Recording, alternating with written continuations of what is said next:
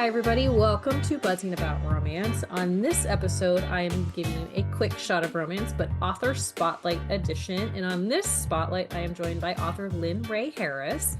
Welcome to the podcast. Thank you. Happy to be here.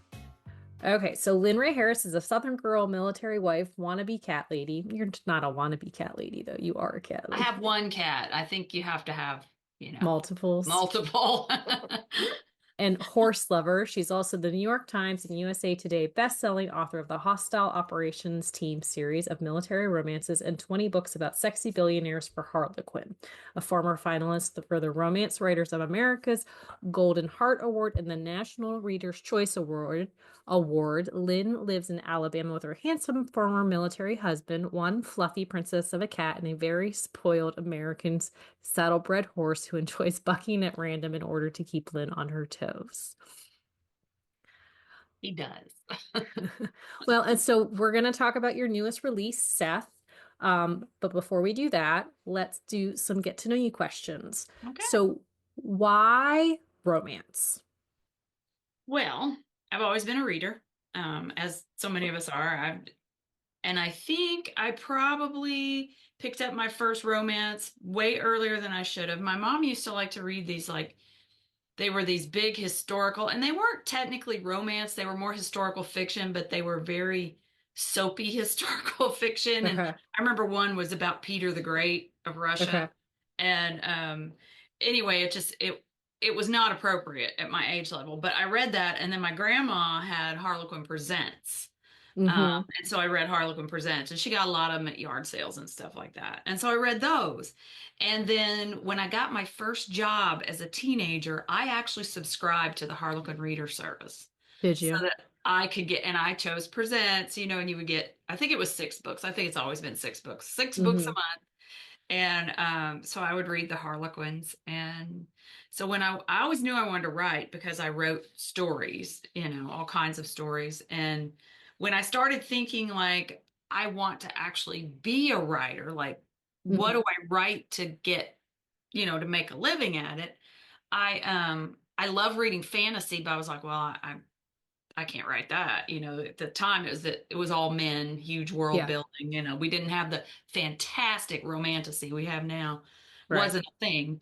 And so anyway, I went into the bookstore one day as a 20 something and I looked and the biggest shelf by far was romance. And I thought, oh, I hadn't read it in a while at that point. And I thought, I loved these. I need to read these again. And that's how it started. I started reading romance again.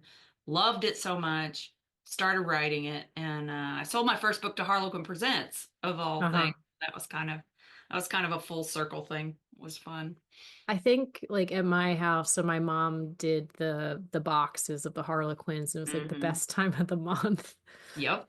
Which she still like she has since moved into like my grandparents' house across the driveway, but in my parents' attic where my sister lives now are every single Harlequin book that she had ever gotten.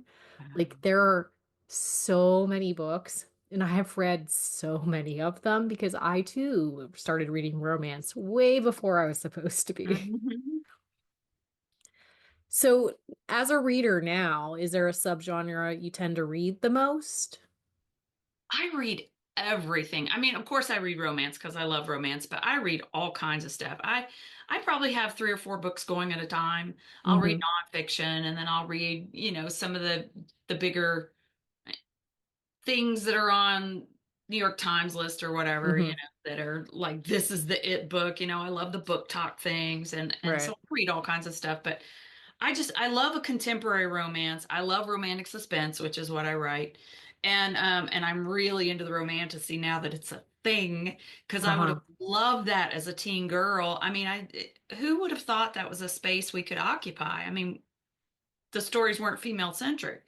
You Yeah. had you had some Melanie Ron and the dragon. There was some sort of dragon thing or something that Melanie Hmm. Ron did, and a couple of others, but it wasn't anywhere what it is now. And so those books are fun. I really like those. So, as like when you're writing, do you have any rituals that you stick with day to day, or do you just kind of go with the flow each day? I mean, it's a job, so I know I gotta do it, right? I mean, Right. because if I didn't have a deadline or create a process for myself, I would just fool around here and there and go do some other things. And, I wouldn't get anything done. So, not so much a ritual as this is a job. We're going to get up, we're going to maybe go for our walk and then fix our morning beverage. And then we're going to sit at the computer and we're going to work on this book for a couple hours and then we're gonna break and eat and Uh-huh. I make the day more structured. I don't work all day because that's Right. impossible. The creative part. I mean, I'm always doing admin or something else, but Yeah. yeah, I don't have any rituals per se other than this is a job and I must do the work. So do you like for this series itself, there's a fairly decent overarching storyline in it. Do you plan your series out or are you a pantser? I'm a pantser. I mean, I had the overall idea like I wanted this ghost ops thing. I wanted Right. this team of guys to go to this little town in Alabama because I actually live not in that little town, but I live in the area of Alabama I'm currently writing about. And I just thought this is a fantastic area. This would be fantastic for a series. So I made up my town and everything. But I needed a reason, to break off a team of my guys from where they're stationed in DC and move them. Right. So yeah, I had this whole idea about the overarching idea of more than vague idea, but not completely fleshed out. you know, Mm-hmm. I work on it as I go. I mean, I know what's happening with the overarching idea, but no, I'm not much of a planner at all. So for the like this series, you've had like your other series in like your Hot and Black Bandits and all those, like there's interconnected things that happen, but this overarching theme is a little bit different. Is this your first series like that, or is that something that you've done in like Harlequin books as well? Well, Harlequin didn't really allow you to do like you could have a Mm-hmm. two book. They called them a duet, so you could get a duet and you could do that Yeah. kind of thing in a duet. So I did that a few times, but I would say this is probably the first one I've really planned because in my Mm-hmm. Strike Team One series, which was my first indie series that I did, um, in that one I had kind of an overarching idea that showed up at one point and then kind of carried through. It wasn't in the first book though. When we get to the what you would have done differently, I have all Uh-huh. kinds of things, but I didn't think of it early enough on. So I do have somewhat of an overarching theme, but Mm-hmm. not necessarily a singular plot like with Ghost Ops and this Athena project that they're there for Yeah. that reason. That is definitely the most thought out. Fleshed out. Yeah, yeah. What challenges do you as a writer writing romance face and how do you overcome it? Challenges. Well, Because I mean, romance in itself, it's a billion-dollar industry, but it's still yeah, the taboo billion-dollar industry that people it still is. don't want to talk about. That's true. And I mean, my name is my name. I'm not writing under a pen name. So sometimes there's some thought about, do I need to pull this punch because people, if anybody who knows me or just meets me or whatever reads it, they're gonna be Yeah. like, girl, But I tend not, I may overthink it sometimes. Like the language in my books has gotten more raw because I feel like with military men in particular, hmm that is accurate. Yeah. I grew up around them. I lived with one, I mean, I know how they speak in hmm groups, so yeah, the language has gotten a little more raw. Once I was away from Harlequin, the euphemisms, weren't necessary anymore. Right. And I won't say I cringe. I don't cringe, but sometimes what feels very natural for a scene, and I am writing it, and obviously we're talking specifically love scenes here, and I'm writing it, it's natural for a scene. In the back of my head, I'm thinking, what if, what if somebody Yeah. I know at the barn reads it or whatever? But I don't let that stop me typically because what's right for the book is right for the book. But hmm challenges as far as people. I don't know. I've gotten to an age and just a position in life where I don't tend to care a lot what people who I don't care about think. You know what I mean? Right. So if I don't know you and you want to judge me, well, so what? Judge away. Judge away, until Yeah. you pay my bills or, take care of me in some way, you have no say, Right.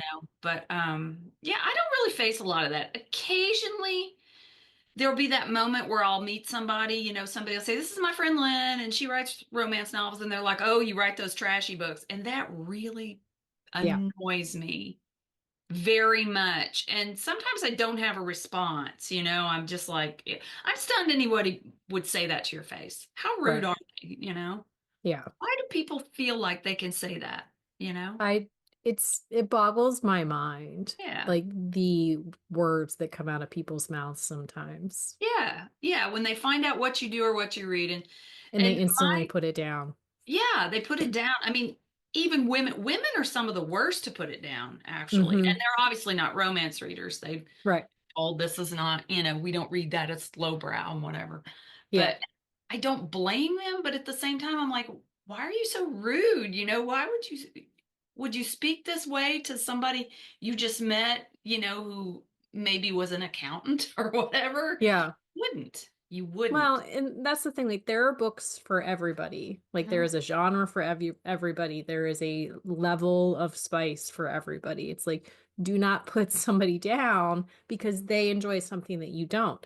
Just like in music, there's a music scene for everybody. Just because I don't like what you like does not make my taste any less. Exactly. I mean that I think that's the beauty of it. There's something for everyone. And my thing is as long as you are not hurting children or animals or, other people, you're not hurting people, Yeah. you go for it. Whatever. You Yeah. know. Exactly. Oh, excuse me. So your books themselves are not often super tropey. Like you have the tropes in them because, I mean, it's a natural progression with the way the romance world works. But do you find yourself writing to like choosing a trope and like writing the book, or do you like them to have that natural, organic like creation? I would say I choose more now than I ever used to. Like I don't go Okay. and be like, "Oh, I used this one last time. I need to use that one." But I Hmm.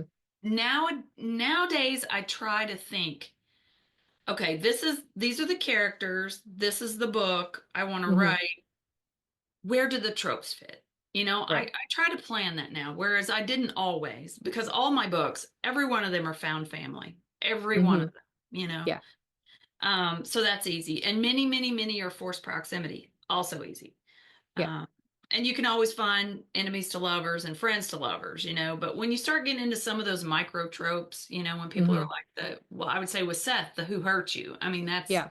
that was deliberately in there because I thought, well, she's wounded, he's wounded, I can Yeah. get this in here, But I've never like picked from a trope list and then And then done wrote the all book this from stuff there. purposefully. But I do try now before I start writing to figure out what tropes are going to fit this book and then Hmm. lean into them. Well, in found family, that is one thing. Like you have, it's not that the heroes, they're not isolated, but they're isolated in a lot of Yeah. ways. Yeah. And it's just, it's really interesting the way that you create this dynamic between them and then bring the women into it. And oftentimes they're fairly isolated also. Hmm. Yeah, I don't know why I do that. I mean, I have a happy family. I wasn't an orphan or anything, but I think in some respects, though I love writing a happy family too. And like Emma in the first book, Hmm. she was isolated, but she had good parents. They weren't people Yes. that she had problems with. Right. And Rory, I mean, yeah, her parents had died tragically and then her grandparents were gone. Right. But I think some of that stems from the early days at Harlequin because those romances are so tight. They're 50,000 words. Right. They're so tight. There's no room for subplot. There's no room for lots of family and friends. And so I was kind of trained. It just does that carry over to Disney Yeah, Princess everybody. right. Exactly. It's just easier when they don't have this whole family group. Now, for the men in this particular series, it mattered. They weren't Yeah. supposed to have these ties to people where people were like, "Hey, you coming home this weekend? What's going on? What are you doing in Alabama?" Yeah, I mean that was the whole basis of like the Ghost Ops, like anybody who got picked, like that was one of like the requirements of them. Like Right. there's no ties. Right. There's nothing, it doesn't mean they couldn't have had something in the past, but that need to be like, they don't need an ex-wife and kids they're supporting or, anything Right. like that because they're not going to be taking phone calls, or going home to help Meemaw or anything like that. It's not happening. So let's talk Seth. Seth's small town, enemies to lovers, military protector romance, and it's book 3 in the Ghost Ops series. And like I said, there is an overarching storyline that is going to play out through the whole series. Mhm. It came out March 18th, 2025. It is a slow burn, but it works because sometimes slow burns, it's pointless. But this one, it makes sense. So we have Seth and Caroline. Seth has met her before because she works at this company that is working on the Athena project itself, Mhm. which is where the storyline like overarches. And he's super grumpy, Yeah, and I he's like it. grumpy. I love a grumpy hero. There's just something about them that it's like they are grumpy with everybody but their heroine, and it just makes it fun for me. Yeah, I like that too. And I don't think I purposefully sat down and really leaned into that trope before. And I love it. So I'm like, why haven't I? But Hmm. with him, I just knew his personality and everything. He doesn't necessarily think he's a grump. He's like, what do you mean? Yeah. But he is. Yeah, well, and like as you read the book, like he's kind of shocked that like his friends and Daphne, who works at the shooting range itself, like talk about how grumpy he is. And he's like, I'm not, but Yeah, you are. you are. Yeah, the no chit chat kind of thing. And, small talk. We're not doing small talk and silence is fine. And yeah. I mean, I can't disagree with it. All right. Sometimes chit chat is just completely useless. And imagine having to teach people, he's teaching civilians how to Hmm. shoot or do self-defense, as part of their cover. And that's got to just be torture for the poor man, especially, the women who would be taking the class and just trying to chat him up. So, Yeah. And then we have Caroline, who her parents have passed away. She has moved home to care for her teenage sister, who is an equestrian, which that's the first time you've really added that element into one of your like military's books. hmm Is yeah, that the kind of things that you do? Do you it, jump? I do not. I used to as a teenager. Yeah. I don't jump now. I ride a saddlebred, American saddlebred, and Okay. we the joke is they're fancy prancers. I mean, it's all about the trot and the Okay. rack. They have this 4-beat gait that they can do extremely fast. It's really cool. It's very smooth to ride. Well, usually smooth to ride, depends on the horse. Uh-huh. So that's what I do now. I don't jump. My husband would just flip out if I jumped, but but So he used Seth's to. reaction when Nikki is jumping at the end of the book is how your husband would react. Yes, exactly. Like, what are you doing? Oh my God. Yeah, that's one of those things like I like watching the equestrian stuff, but I don't understand it because it wasn't anything that like was anything that I did. But so I just it's curious to me like how all of that works. Yeah, and there are so many different disciplines, Hmm. There are a lot of different things. And my sport is very just focused on we wear fancy clothes. I have a coat that comes down to my knees. This is fun. It's, 90 degrees and we're wearing a shirt and tie with a vest, a long coat, long pants, a bowler hat. I mean, Oh, okay. all down to here plus gloves. When So I you're peel that fully stuff like off, decked oh out. yeah, we're decked. And then I peel that all off after riding and it's wet, you Ew. know, because you work hard, but it's so fun. I just love doing it. I love doing it. So Caroline and Seth meet, like they meet again because Caroline, like there's some stuff happening. She gets stuck in her lab, there's a fire, and so she goes to One Shot Tactical for help because Mhm. she had met them previously when they had stopped in the lab, unaware that they have some shady going ons in the background for things. And so she goes in hoping that Kane is there and he is the next book. But he's not, and so she gets stuck with Seth. She gets stuck with Seth. And he essentially moves in with her to Mhm. help protect her, but also get secrets from her, which, I mean, as everybody knows, that's totally going to blow up in everybody's face. Oh yeah, obviously. I mean, I love a forced proximity and I always hope it's logical, that they're spending time Uh-huh. together. But anytime you've got a protector hero, he pretty much has to be with her, whether she wants him there or not. Yeah. They've got to be with him. Otherwise, I suppose they could lock them in a hotel room and then come back and get them in the morning kind of thing. I don't Well, know. but then you never know if they're going to leave. So, like, you still have Exactly. to be like around They them in have to some be aspect around, of it. whether they're next door in the, next room, if they're in their house, if they move them into their house. I mean, we've always got to have, we have to have forced proximity for a protector romance in my world. Yeah. Well, and so when she first goes for help, like he is in the assumption that she is in on it. Like she is not a good person. Like she is like the bad guy. But then as the story progresses, like he finds that she is not the bad guy. She has been duped by, because she lived in Poland for a while. And so that is part of the reasoning that they think that she is has nefarious actions happening. But so there's that progression, like the relationship progression, like him meeting Nikki, and then you get some of his history, which I don't want to like talk about that because I feel like that's a big spoiler. But so like because he has some hurt and some Yeah. damage in his like background too. So Yeah. there's a lot of little nuances that are in this.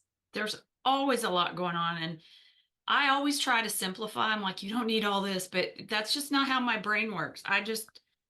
Things just crop up as I'm Uh-huh. writing and I make the pile bigger and bigger. I just, Uh-huh. no matter how I try to simplify, I just can't. I just can't. Because I think we're But complex. People are we complex.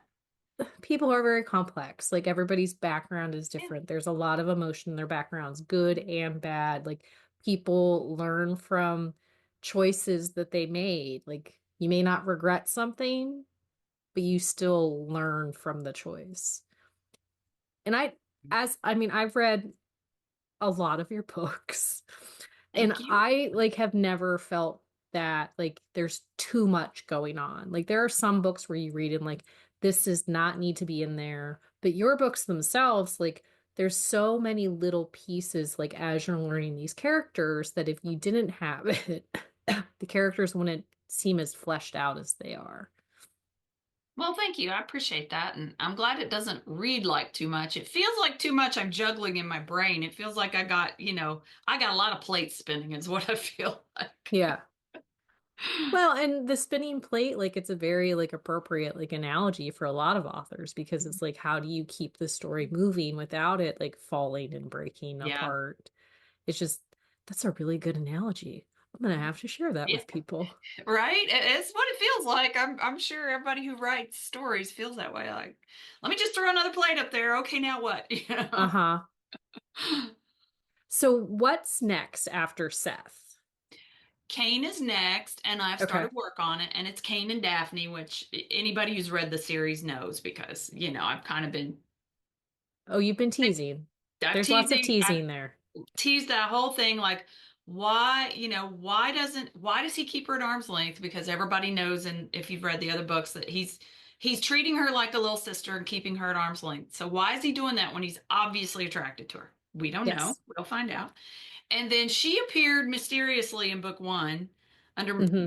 mysterious circumstances. Who is she? Yes. Where'd she come from? What is her background? So we've got there are more complicated things going on because there's always complicated things in my books. But Uh-huh. yeah, it's actually kind of fun. I can't wait for people to find out exactly where she came from and what's going on with her, and also, what his motivator was. But obviously, there has to be an element of danger. It's not just, a sweet little contemporary romance between these two who finally get together. There has to be a danger element. There will be some protective things and, I'm sure some forced proximity at some point, even though they already work together. The guys, Yeah. all of them can already keep an eye on her, but Uh-huh. Well, and I mean, I personally like a good kidnapping of any kind, whether it's the hero doing the kidnapping or the heroine getting kidnapped and the hero having to save her. I like a good kidnapping. yes, I do too. Like in the first book in Blaze, there was a kidnapping. Hmm. And I do enjoy that, but then I'll tell myself, okay, well, I can't do that again in the very next book because we just did that. So there is a little bit of that. Like I just did that. I can't do the Uh-huh. exact same thing again. But yeah, I Yeah, love the kidnapping. I do too. And are you going to stay in the Ghost Ops world for a while after Kane, or are you like moving someplace else, or are you going to finish out this series before you go I'm back gonna to finish. Hot? The plan is to finish the series. There are six of them planned, so I'm gonna finish the series.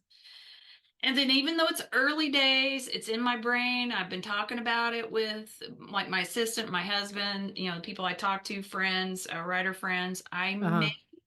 I think I may stay in Sutton's Creek with another group of military Oh.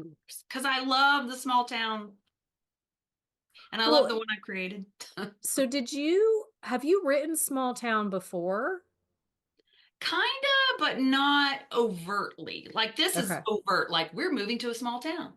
But Yeah. in some of the SEAL books, the Hot SEAL team, they're in like a small town in Maryland where they live. Oh, and in Strike Team 2, they kind of are, a couple of them are in this little small town where they live, but yet Uh-huh. they all work, they go to the unnamed army post, which I believe is Yeah. probably Fort Meade, where they have their, hot HQ.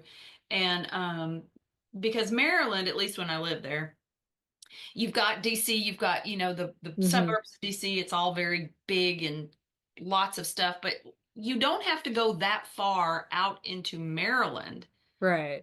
to get kind of in the country. And so I had some, especially as you get down around the water, the So Chesapeake. small town element, but not small town focus. Right, exactly. So I put the elements in. I think I had a town, I can't remember what I called it now, Mystic Creek or something Hmm. like that, where like two or three books of the Strike Team 2 series were Okay. set. And Yeah, then now that I'm in thinking back, like I do remember like they have like almost like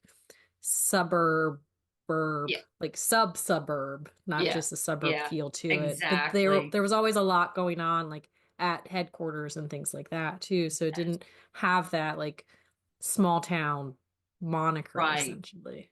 I mean, you may have, well, there was the diner where in Hot Courage, the heroine in Hot Courage worked in the Hmm. diner. So that's where Yes. that started, which I think was book five, maybe book six of that series. I think it Mhm. was five. I lose track. But so we had the diner and we had some of that. You're right, though. It was only elements because we didn't have the whole small town with the quirky kind of small town feel that they can Hmm. have. And for me, creating this town in Alabama, I mean, this is just, it works so well for me because I know these people for real, Right. it just southern small towns, that is my life, even though I don't live in a small town. They're everywhere and I go to them. So, Yeah. just it works.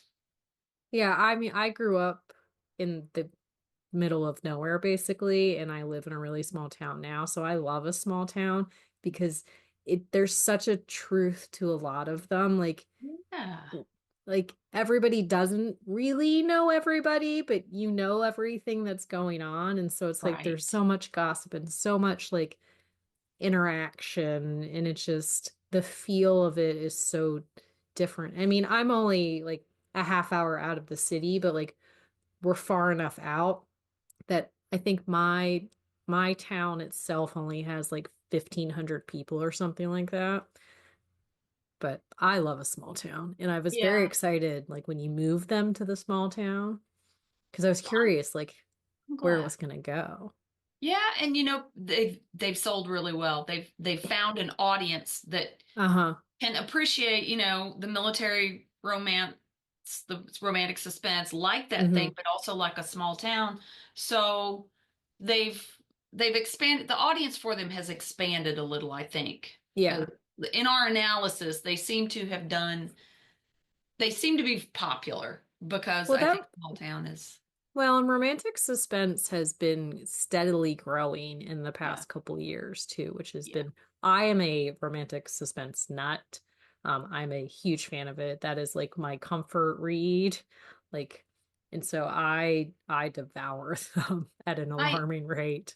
I love it. I don't love it when it gets dark though. I don't love a real dark one. I like more of a, well, like what I write. I mean, I don't think Yeah. they're dark. They have moments and they No. can have really bad people, but Yeah. we always know the bad person's not going to win.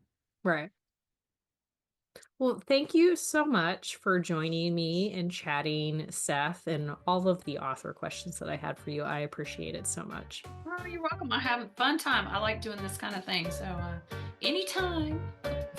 And until next time, happy reading, everybody.